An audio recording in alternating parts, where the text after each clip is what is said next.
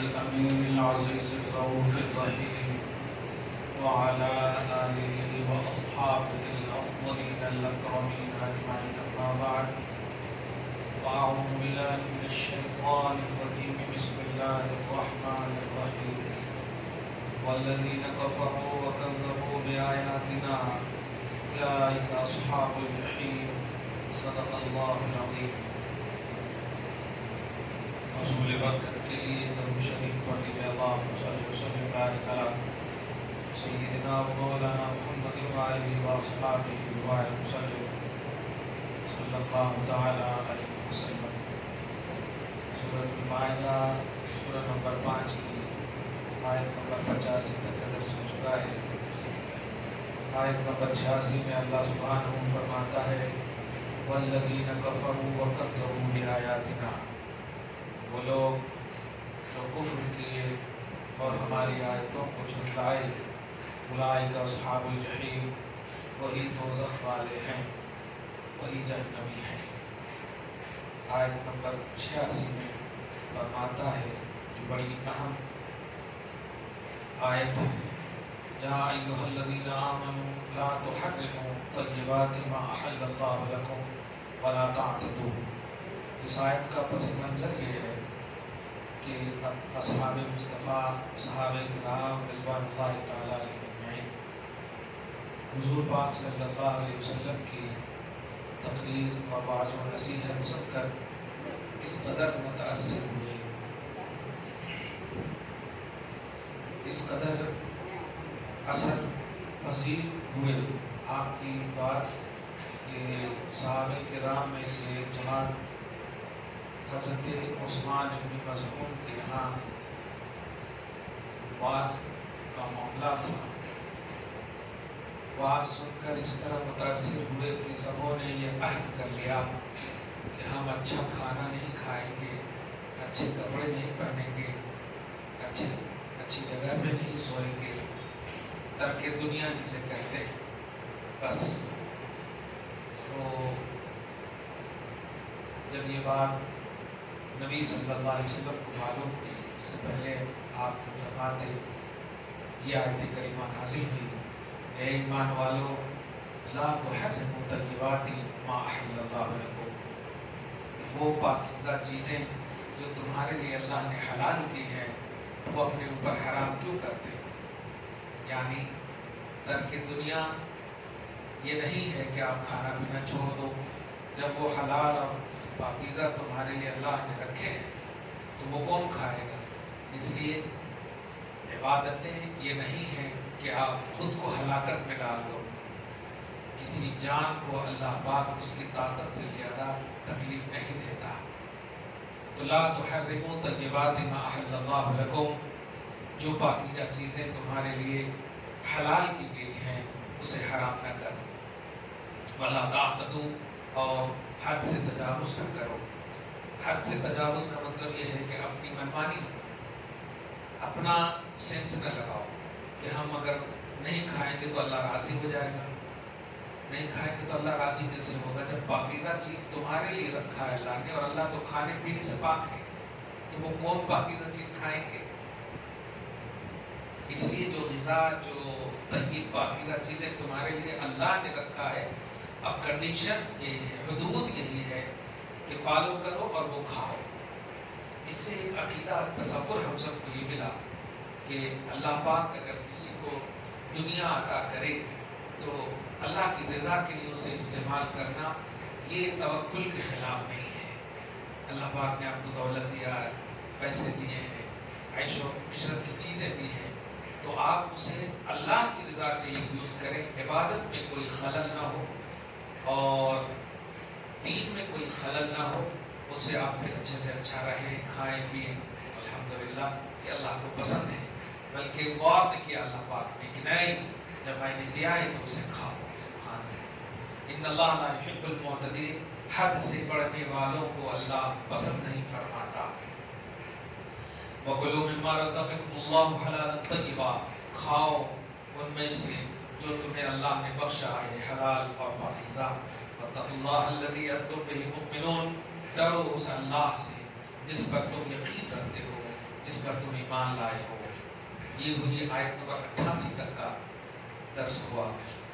अब एक मसले की आयत आ रही है और हैदराबाद में खास तौर से पारा नंबर 2 में भी इसका मैंने इसकी तफसील की। कसम खाना, कफारा ये सब बोलते हैं बहुत ज्यादा, और यहाँ कुफारा भी बोल देते हैं इंग्लिश में। तो इसलिए कसम की 3 किस्में हैं। एक है कसम लाम लग बेकार कसम, और एक है खमूस और एक है मुनाकिद। जिनमें पहली जो 2 किस्में हैं लब और खमूस, इस पर मुआखजा नहीं है, कफारा नहीं है। ये कसम ये है कि आप किसी पास्ट और माजी की चीज पर जो चीज खिलाफ वाक़या सही ना हो, आप उसे सही जानकर कसम खा लें, सही जानकर कसम खा लें, तो उस पर मतलब ये कि मुआवजा नहीं है, बेकार है। लग माने बेकार। खमूस ये है कि आपको मालूम है कि वो गलत है, फिर भी आप उसे सही जान करके, तो इस पर गुनाह है, खमूस में गुनाह है। लेकिन मुनाकिद ये है कि आने वाले आइंदा अमर पर आप कसम खाएं, आइंदा अमर पर कसम खाएं, तो वो कसम मुनाकिद है और उसके लिए कफारा भी है अगर तोड़ेंगे तो, और कसम पर कायम है तो कफारा नहीं है। इसीलिए कफारा अदा करना कसम तोड़ने से पहले नहीं है, कसम तोड़ने के बाद है। ज़कात वगैरह का मसला ये है कि अगर वो साल ना भी गुजरा हो तो अदा कर सकते हैं, लेकिन कसम का मामला है जब तक नहीं तोड़ेंगे उसको तो आप अदा नहीं कर सकते। ये कफारा क्या है अभी आ रही है। ला युआखिजुकुमुल्लाहु बिल्लग़्वी फ़ी अयमानिकुम, ये लोगों ईमान वालों तुम्हारी बेकार की कसमों में अल्लाह ताला मुआवजा नहीं फरमाएगा। लेकिन इसका ये मतलब नहीं है कि आप बेकार की कस्में खाते रहें, ऐसा नहीं है। यानी कभी अगर खा लो बेकार की कस्में, जैसे आजकल होता है ना, बाप की कसम, माँ की कसम, दादा की कसम, इसकी कसम, उसकी कसम, ये सब बेकार की कसम है, ये शरई कसम नहीं है। वलाकिन युआखिजुकुम बिमा अक़द्तुमुल ऐमान, लेकिन मुआखज़ा फरमाएगा उन कसमों पर जिनको तुमने मुनक़िद किया है, बांधा है। यानी वो कसम जो मुनक़िद है, वाकई कसम पर मुआखज़ा फरमाएगा। और मुआखज़ा क्या है कि अगर कसम पर कायम हो तब तो ठीक है, और कसम पर कायम ना हो तो सुनो उसका कफारा। अगर हानिस हो गए, तोड़ दिए, तो फ़कफ़ारतुहु इत्आमु 10 मसाकीन। पहला राउंड ये है, उसका कफारा ये है कि 10 मिस्कीन को अपनी कैपेसिटी के मुताबिक, न हाय न लो, मिन औसत मा तुतइमून अहलीकुम, जो घर में आप खाते हो, जैसे खाते हो उतने हिसाब से 10 मिस्कीन को खाना खिलाना, या सदक़े फित्र के बराबर उनको दे देना। ये है 10 मिस्कीन, पहला कफारा। और वो ना बन पड़े तो औ किस्वतुहुम, या उनको कपड़ा दे देना। कपड़ा में इससे मुराद है कि एक तहबत दे देना और एक चादर दे देना, यानी जिससे सत्र को छुपा सके, ये काफी है। और तहरीर रक़बा, या गुलाम आजाद कर देना। और मैंने हैदराबाद में ये बात आसानी समझाने की कोशिश की है कि गुलाम आजाद करने का अनुमान आज की तारीख में ये है कि जैसे हमारे मजलूम मुसलमान भाई किसी वजह से मतलब जेल में है, कैद में है, तो उसको भी आप आज़ाद करा दें। ये भी तहरीर और रक़बा में शामिल है, गुलाम की आज़ादी में शामिल है। ये 3 है, 3। अब अगर ये तीनों ना हो सके तो क्या करें? फमन लम यजिद, अब अगर ये तीनों पर कैपेसिटी ना हो आपको, तो फसियाम सलासत अय्याम, ये शर्त है, ध्यान रखिए, ये तरतीब शर्त है। ये तीनों पहले होना। कुछ लोग इतने भी स्टैंडर्ड हैं कि बैंक से क्या पैसा निकालना, 3 रोजा रख लेते हैं, कहें ये मजाक है, शरीयत नहीं, मजाक है। फमन लम यजिद फसियाम सलासत अय्याम, जो नहीं पाएगा वो 3 कफारा, तो उनके लिए 3 दिन कंटिन्यू रोजा रखना है। कंटिन्यू, इसमें 3 दिन कंटिन्यू रोजा रखना है। ये आखिरी ऑप्शन है, 3 पहलू, पहला वाला न पाने के बाद। ज़ालिक कफ़ारतु ऐमानिकुम इज़ा हलफ़्तुम, ये तुम्हारी कसमों का कफारा है जब तुम हानिस हो जाओ, यानी कसम तोड़ दो। वहफ़ज़ू ऐमानकुम, और अपनी कसमों की हिफाजत करो। कसमों की हिफाजत ये है कि बिला वजह कस्में ना खाओ। एक ये भी है कि बिला वजह कस्में ना खाओ। اور زیادہ قسم کھانا یہ منافق کی علامت قرار دی گئی ہے. ہاں آج بھی آپ سعودی عرب میں عجیب سا ایک آپ کچھ خریدنے بھی جائیں گے نا تو واللہ حاج کیا ہے. ہاں واللہ حاج میں سچ بول. ارے یار 10 روپے کی چیز ہے تم اللہ کو لا رہے یار 5 روپے کی چیز ہے. تو یہ عجیب سا رواج بن گیا ہے وہاں. ہاں كذلك يبين الله لكم آياته لعلكم تشكرون. اللہ تعالیٰ یوں ہی تمہارے لیے اپنی آیتیں بیان فرماتا ہے تاکہ تم شکر گزار ہو. ایک نقطے کی بات یہاں پر میں بتانے جا رہا ہوں. اگر کسی مطلب آپ نے قسم کوئی ایسی قسم ہے جس کے توڑنے میں بھلائی ہے, قسم کھا لی توڑنے میں بھلائی, اس کی مثال دے گا. ایک شوہر نے قسم کھا لیا کہ بیوی سے ہم ملیں گے نہیں, تم سے ہم بات نہیں کریں گے. تو آپ ایسی قسم کو توڑنا ضروری ہے. اگرچہ قسم ہے, بیکار قسم نہیں ہے, صحیح قسم ہے, تو ایسی قسم کو توڑ دیں اور کفارہ ادا کریں. یعنی جس قسم میں بھلائی چھپی ہوئی ہو توڑنے میں, تو توڑنا واجب ہے. وہاں سمجھ رہے نا, توڑنا واجب ہے. بخاری شریف کی ایک حدیث پاک ہے کہ اللہ کے کچھ ایسے نیک بندے ہیں کہ وہ قسم کھاتے ہیں, پورا نہیں کر پاتے ہیں, تو اللہ پورا فرماتا ہے. اللہ پورا فرماتا ہے. نیکوکار ہے اللہ کے نیک بندے.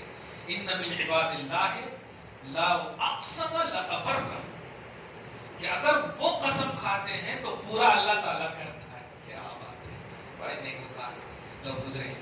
تو ایک تو قسم کھائے نہیں, لیکن اگر کبھی قسم کھا لے. اچھا ایک حیدرآباد میں ایک اور یہ ہے, ہماری دعوت میں نہیں آئے نا, میں قسم کھاتا ہوں تمہاری دعوت میں نہیں آتا. یہ بہت ہے یہاں. اس لیے میں یہ فتویٰ دیتا ہوں شریعت کی روشنی میں کہ یہ اخوت, رواداری اور معاشرتی حسنی سلوک کے خلاف ہے, جس پر اللہ کے رسول نے بہت حکم دیا ہے. اس لیے ایسی قسم توڑیں اور جائیں دعوت وغیرہ جو ہے اس کو کھائیں, تاکہ انسیت اور رواداری قائم رہے, صلہ رحمی قائم رہے.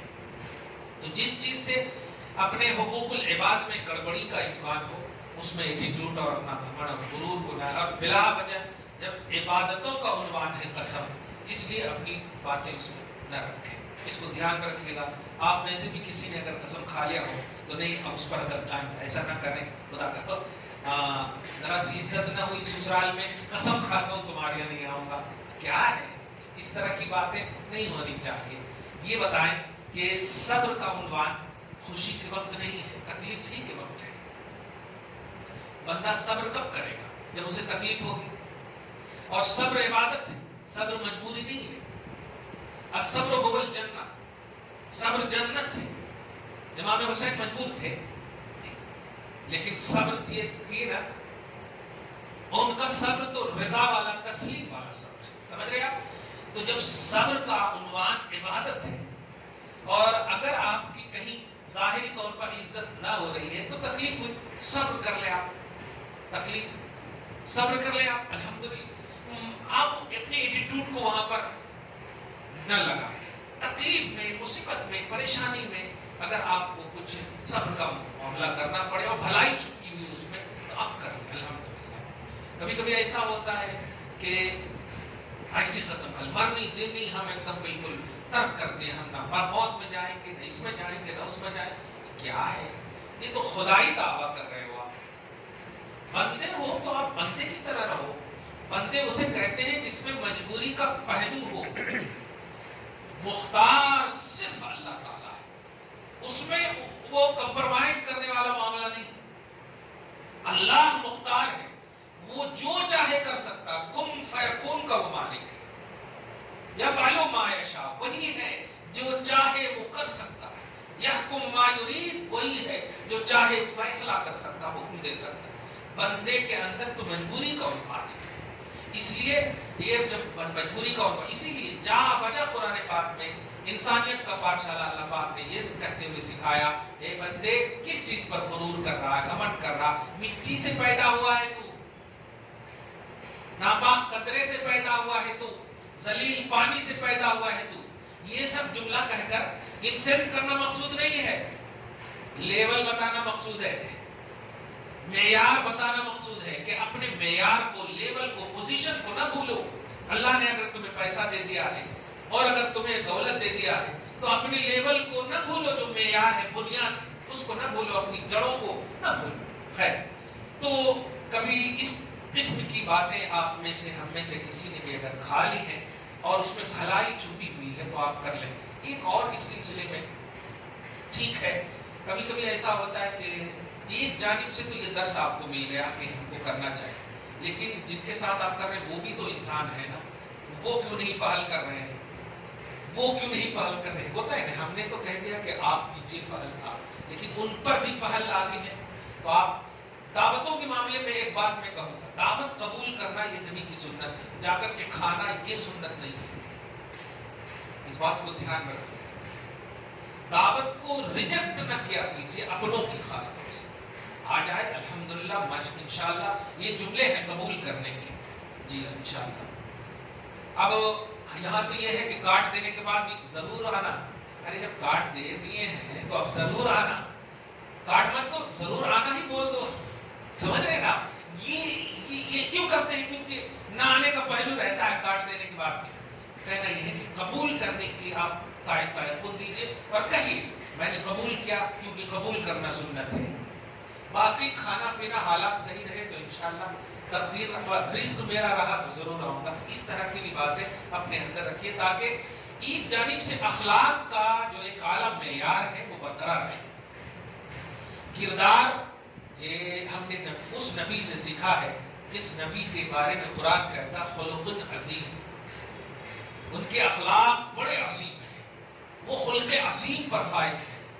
آج لفظ مطلب ماں عائشہ کے حوالے سے جملے یہ کستے ہیں، وہ نہیں جانتے ہیں کہ بڑے بڑے جتنے بھی صحابہ ہیں اگر نبی کے کیریکٹر کے بارے میں پوچھنے کی بات آتی تو وہ کسی اور کے پاس نہیں جاتے، حضرت عائشہ ہی کے پاس آتے. آپ اس لفظ پر غور کریں گے نا تو سارے سوالوں کا جواب مل جائے گا. ان پرست طاقتوں، یہ جو پشت پناہی میں یہ جو شرارت کر رہی ہیں یا کر رہے ہیں، صرف اس لفظ پر غور کر لیں کہ بڑے بڑے صحابہ حضرت عائشہ سے پوچھتے تھے بتاؤ نبی کے اخلاق کیسے ہیں، نبی کے کردار کیسے ہیں. بتایا بھی حضرت عائشہ نے، کان خلقہ القرآن، ان کے اخلاق کو دیکھنا ہو قرآن کے اوراق کو پلٹو، الحمدو کے الف سے والناس کی سین تک دیکھو، پریکٹیکلی زندگی پوری نظر آئے گی نبی کی. دیکھا آپ نے؟ تو میں یہ بتانے جا رہا ہوں کہ حضرت عائشہ ہی سے کیوں پوچھا، بیویاں تو اور بھی موجود ہیں.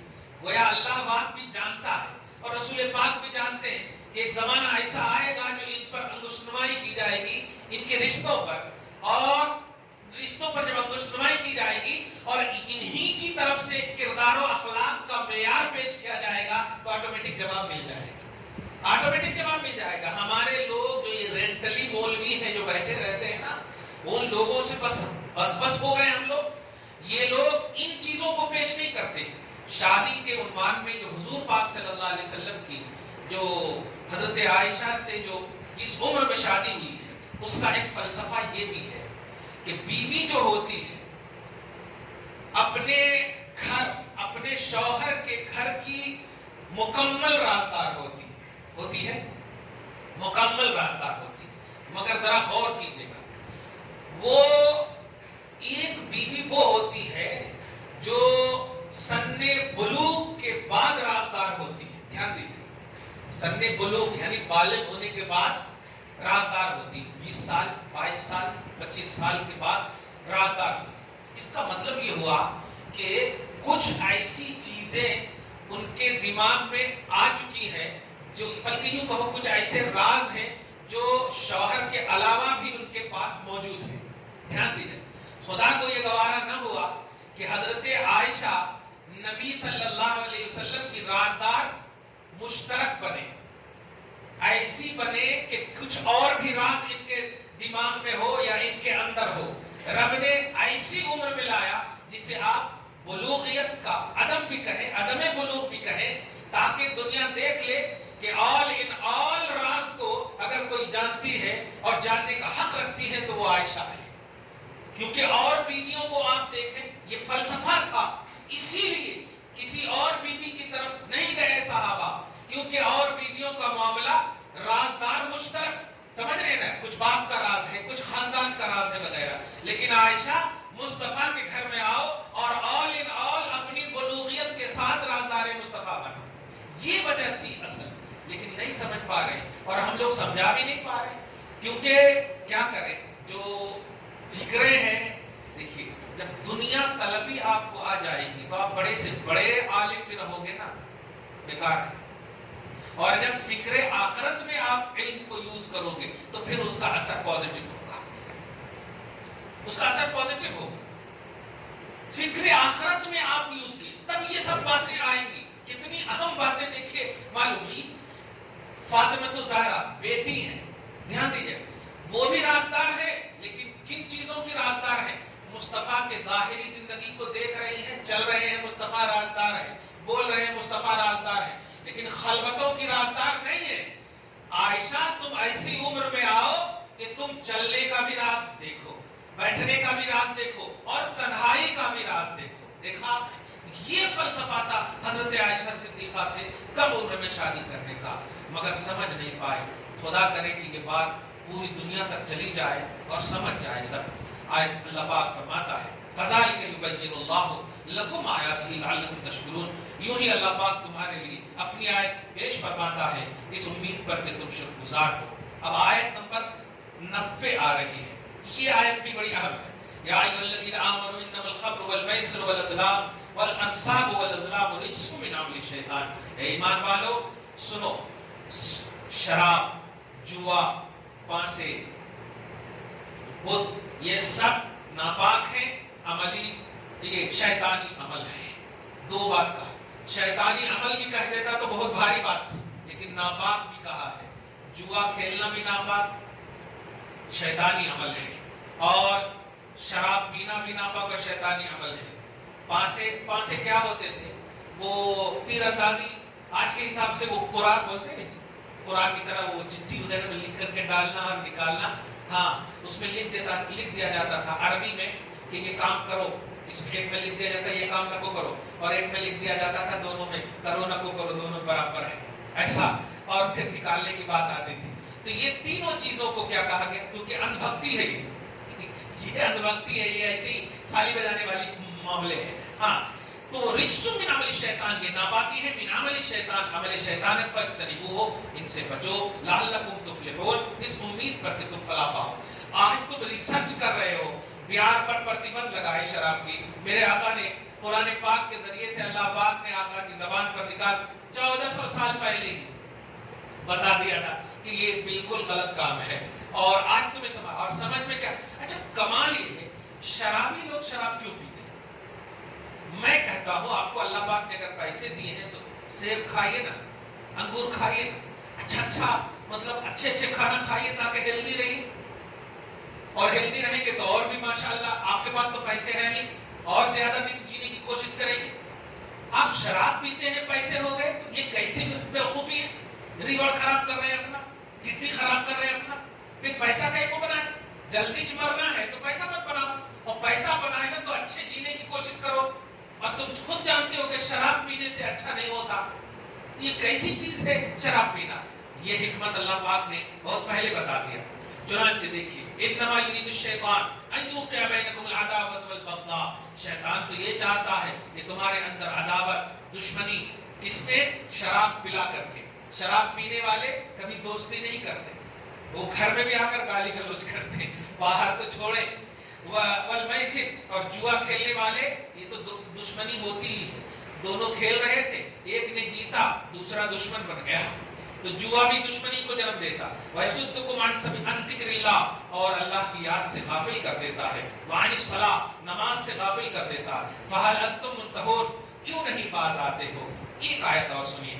وَأَطِيعُوا اللَّهَ وَأَطِيعُوا الرَّسُولَ وَاحْذَرُوا، اللہ کو مانو، رسول کو مانو، وَاحْذَرُوا، اور ڈرو، پرہیز کرو. فَإِن تَوَلَّيْتُمْ، اور اطاعت سے اگر باز آؤ گے، فَاعْلَمُوا أَنَّمَا عَلَى رَسُولِنَا الْبَلَاغُ الْمُبِينُ، تو اے میرے حبیب کہہ دو لوگوں کو، یا یوں کرو، یقین کر لو کہ ہمارے رسول پر تبلیغ فرض تھی اور انہوں نے وہ مکمل ادا کر دیا.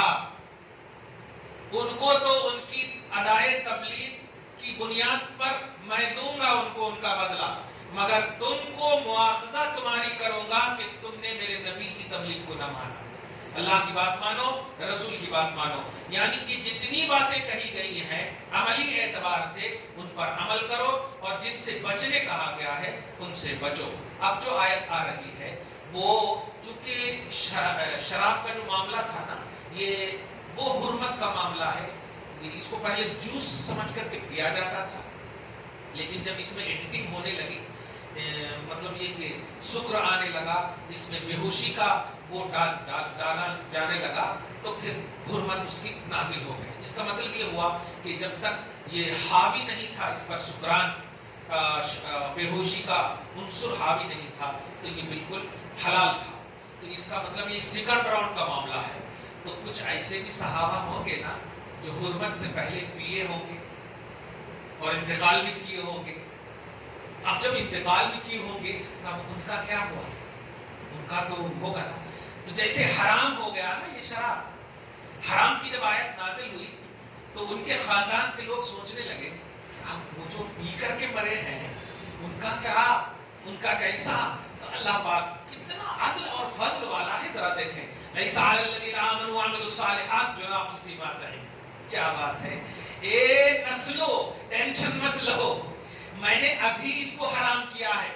जिस वक्त उन लोगों ने चखा या पिया था ना, वो हराम नहीं था, वो हराम नहीं था। तो लैसा अलल लज़ीना आमनू, वो ईमान वाले थे और उस वक्त हराम नहीं था, नेक अमल करने वाले थे, उस वक्त हराम नहीं था, तो उन पर कोई गुनाह नहीं है।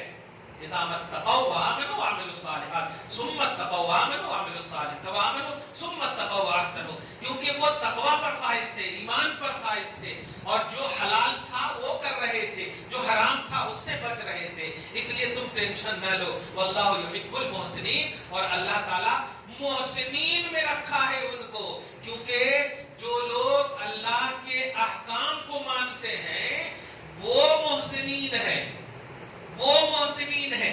जब तक अल्लाह ने जो हुक्म हलाल रखा है, अल्लाह पाक के बंदे मान रहे हैं। कह दिया हराम, तो अल्लाह पाक के बंदे, आप बिल्कुल, अब एक छोटी सी बात देखिए ना, अब गाय का गोश्त हो, बकरे का गोश्त हो, सब तो गोश्त दिखता है, लेकिन जब सुअर का लफ्ज बोलते हैं तो अजीब सी मतलब ये होने लगती है ना दिमाग, अरे गोश्त है ना। आपको ये नफरत क्यों, ये तनफ्फुर, ये नफरत क्यों आई? सिर्फ अल्लाह पाक के हुक्म की वजह से। अल्लाह पाक ने शरीयत में उसे हराम कहा है, हमें नफरत होगी कि नहीं? तो जिस चीज से शरीयत ने नफरत करने कहा है, हमें ऑटोमेटिक हो जाती है नफरत। वरना मिन हैसो गोश्त, तो वो भी जानवर है, ये भी जानवर है, जानवर होने में दोनों बराबर है, समझ रहे ना। लेकिन अल्लाह पाक ने कहा ये हलाल, तो ये हलाल है, इसकी तरफ अट्रैक्शन होता है बकरे की तरफ, समझ, और ये हराम तो हराम है। तो यही है, मोहसिनीन वो बंदे हैं जो अल्लाह पाक के अहकाम को मानते हैं, और जालिमीन वो बंदे हैं, हुदूद से बढ़ने वाले वो बंदे हैं जो अल्लाह पाक के अहकाम को नहीं मानते हैं। दुआ है अल्लाह ताला आज की इस खुसूसी गुफ्तगू को हबीब पाक साहिब औलाद की वसीले से कबूल फरमाए, निशानी करीमी के मुताबिक अजर अता फरमाए, दरबार में औलाद में बरकतें अता फरमाए, नस्लों की बख्शिश फरमाए, नस्लों की हिफाजत फरमाए।